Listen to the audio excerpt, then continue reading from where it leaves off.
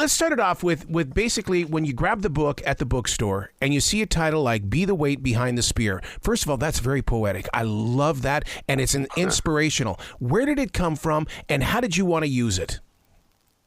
Well, that Be the Weight Behind the Spear, it's my personal leadership ethos. Nice. So, as I took command, trying to find ways to, motivate airmen and kind of a newer generation of Americans, I've worked with a lot of special operations in the past. And each one of these guys have had somebody in their life, a teacher, a favorite coach, parents, somebody has mentored them and given them just the amazing confidence to do the things that they do. Me, as a physician, I took care of these guys, right? I don't kick down doors and do the crazy things that they do, but I take care of them. And I look at them as the tip of the spear. Yep. And so I want to motivate Americans to be the weight behind that spear. We can't all do those crazy things, but we can definitely help raise the next generation of leaders, to do those things. So that's my personal leadership ethos. Well, I'll tell you what, though, this book is needed right now. And I mean, it's needed for every generation. I would love to see a Generation Z or a Generation X to read this book as well, because as they step into the business world, they need to be the weight behind the spear. Absolutely. What people don't realize is that this younger generation just, what I've seen as a commander and some things with just kind of lack of leadership and accountability and just some things, business leaders need to get involved earlier on. Yep. Because one way or another, this will be your problem. You're going to deal with these kids when they're coming out of high school or coming out of college that lack these skills, or you can get involved right now and coach or be a mentor or do something in your community to help build the skills for these kids, because they will get to you at some point. The earlier you can help them out with that, the better. I've always believed that businesses need to send their employees into these schools and teach them real life events. In other words, not to sit there and, try to turn them into YouTube superstars or something on TikTok, but rather to look at life the way that it's supposed to be and participate with your community.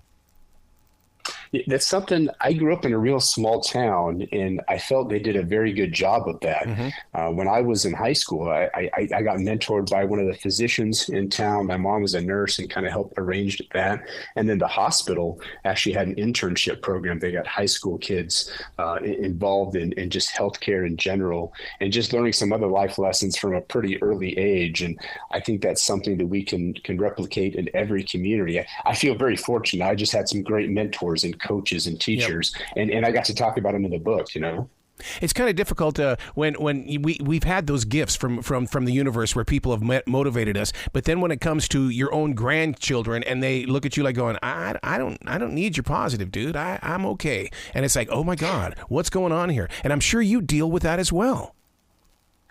My grandparents had a huge, part to play in my development. I know when I was a younger kid, my parents had got divorced, and I was a little bit of an angry kid and got into some trouble. And some of those stories in the book, obviously, you can read about those.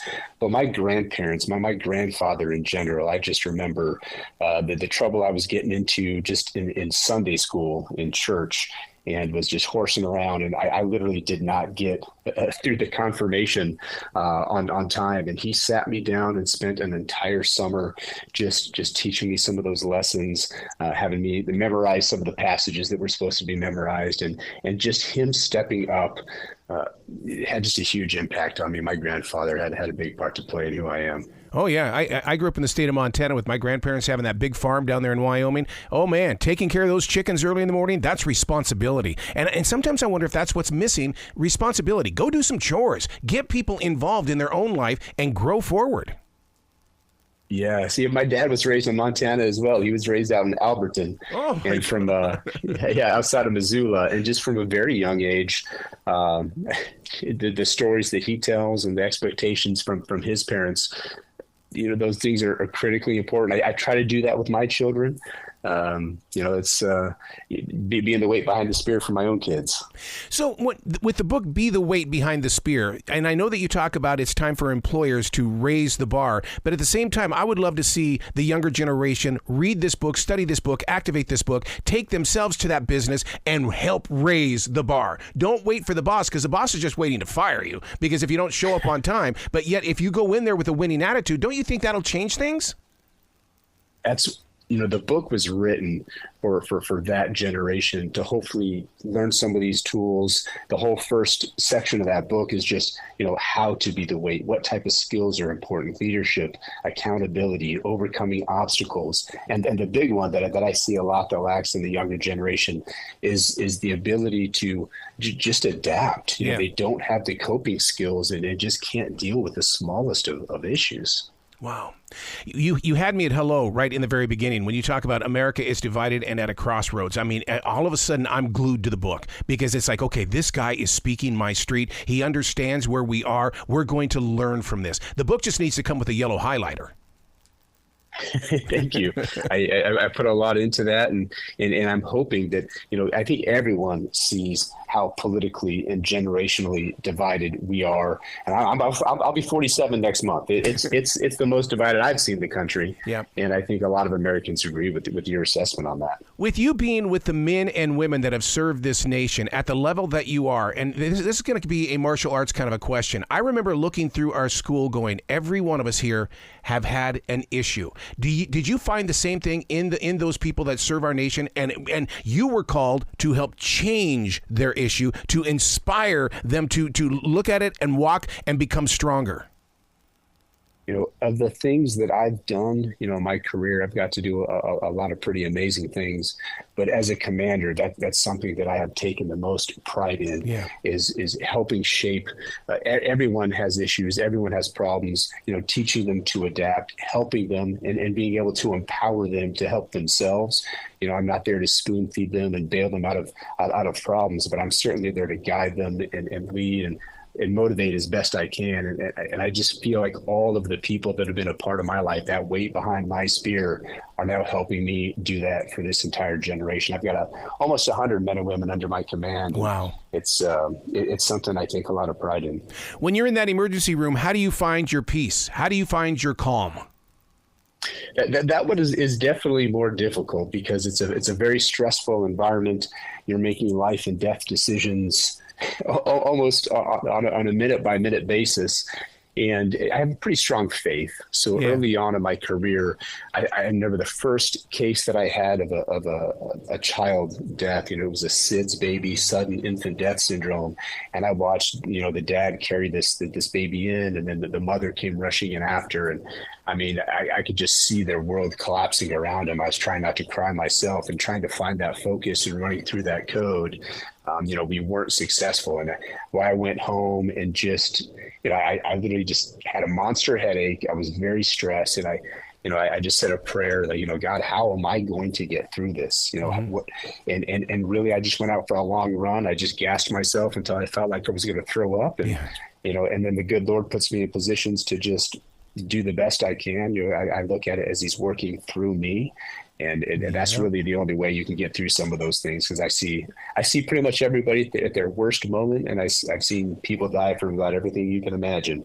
And my faith is what gets me through it. Oh, I'm so glad you said that, because I'm a firm believer that God works through us in a way that we have to drop the four walls of the church and get out there in the real world, and you have to create words that people can relate with that don't sound like preacher words, but yet, oh my God, you changed their life. I have seen some miracles. When people, ask me, I've had friends, and some people just kind of ask me, actually there was a podcast interview a couple of months ago. They just asked me, what makes you think God is actually real? Because you talk about your faith, how can you prove that? And I have seen like one or two cases of just absolute miracles that there's no way that person should have even survived, let alone had any neurologic outcome to be awake and speaking and actually carry on with their life. There's no other explanation other than it being a miracle. And as a physician, that's sometimes hard to say, right?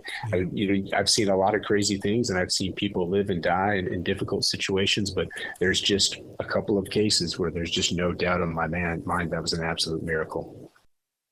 Did you start this book off by being a daily writer? Did it come from a journal? Because it's so personal and so one-on-one.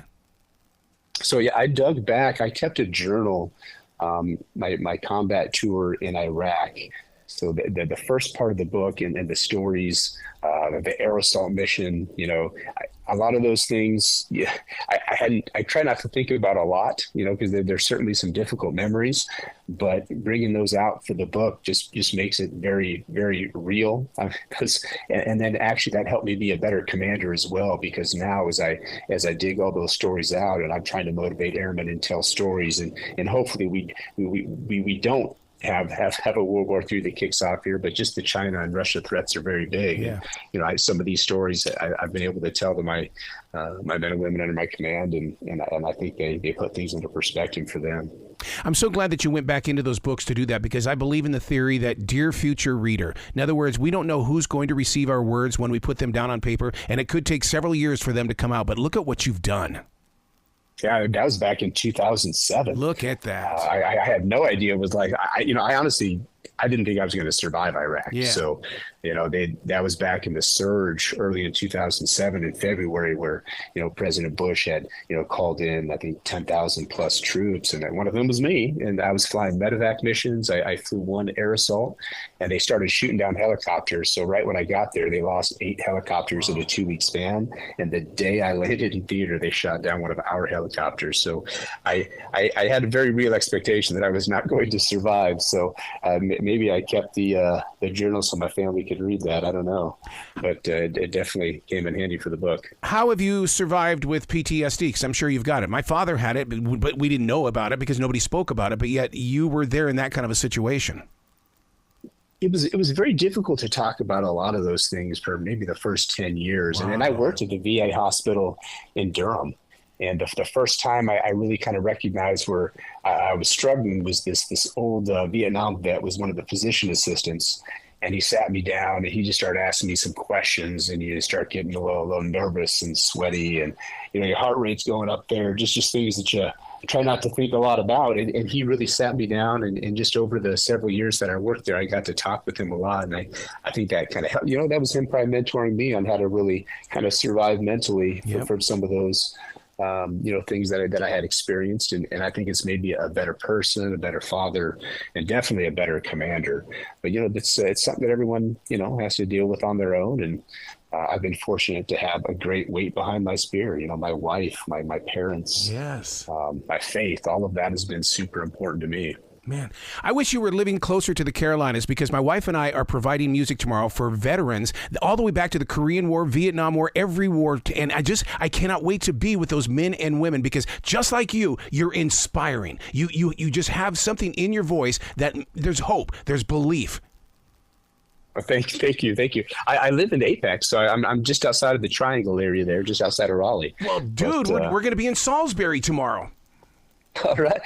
I'm overseas right now. Just a friend had a baby, and so we're actually spending some time with friends. But I'll take you up on some of those offers for sure. Absolutely, because just to sit down with it, because when it comes to the Korean War, I want to hear their stories, because what happens is that's the Cold War, the forgotten war, and it's like, oh my God, we've got to get in there and just listen to them. I know, and there's not many of them left. I got to work with a lot of World War II veterans, and then the Korea veterans, and Vietnam, and now all my wars from Afghanistan and Iraq, and that Korea veteran era is they're dwindling quickly. Yeah. Wow. So where are you at these days, or can you talk about that? And most military people tell me, I can't do it, dude. Yeah, no. Actually, just I'm based out of Andrews Air Force Base in Washington, D.C. So I command at an aeromedical staging squadron up at where the President of the United States flies out of there. Wow. At Andrews Air Force Base. And right now I'm just in Europe, just visiting a friend. But wow. Yeah, we'll be back shortly. Wow. I can't thank you enough for even being with our country the way that you are. I mean, it's just, is there ever enough thank yous?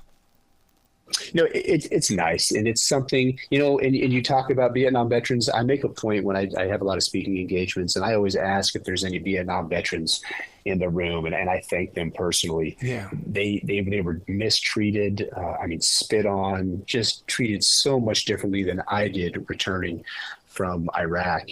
And I always make a point to thank them. I feel very fortunate. People say, thank you for your service when you're walking through in uniform, because I travel a lot in airports, and it always means a lot. It really does. And boy, I think the Vietnam veterans, they did not get that, and I always thank them. Wow. Where can someone go to find out more about you? Because I have a feeling you're on a speaking engagement tour as well. I do. I've got a few of those lined up. So there's weightbehindthespear.com. So WEIGHT. So weightbehindthespear.com.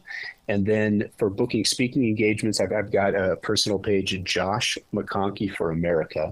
So JOSHMCCONKEY for FOR America.com. And they can click on there for booking speaking engagements. Wow, you got to come back to this show anytime in the future, dude. I mean, the door is always going to be open for you. Errol, I appreciate it. It's always it's been a lot of fun, and I really appreciate your time. Well, you be brilliant today, okay? Yes, sir. Hey, God bless. Thank you.